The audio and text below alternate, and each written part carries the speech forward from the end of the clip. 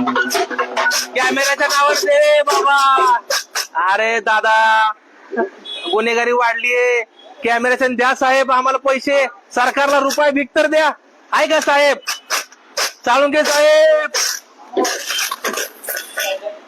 आलो आलो एकच मिनिट फक्त. नाही एकच मिनिट आलो. साहेबांना सांगू द्या ना. साहेबांच्या नावाने द्या किंवा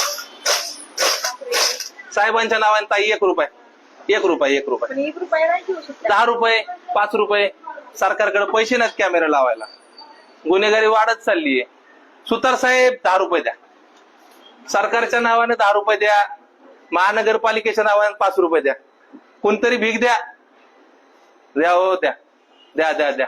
देते सरकार करते. अहो नाही सरकार करत म्हणून तर आता मी गोळा करून देणार आहे सरकारला. ताई सरकारला 1 रुपये द्या. 1 रुपये. हो 1 रुपये सरकारला 1 रुपये. सरकारला 1 रुपये. कॅमेरा बसवायचा. सरकारकडे पैसे नाहीत. भीक लागली सरकारला. मित्रांनो आज आपण पर्वती मतदारसंघाच्या आमदार माधुरीताई मिसाळ यांच्या ऑफिस खाली आलो.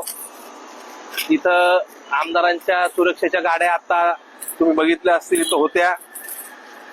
पोलिसांना विनंती केली की आमदार ताईंकडे जाऊ द्या आणि पैसे मागू द्या अपरेंद्रनगर साठी. तर पोलिसांनी आपल्याला मजाव केला नाही येत म्हणून.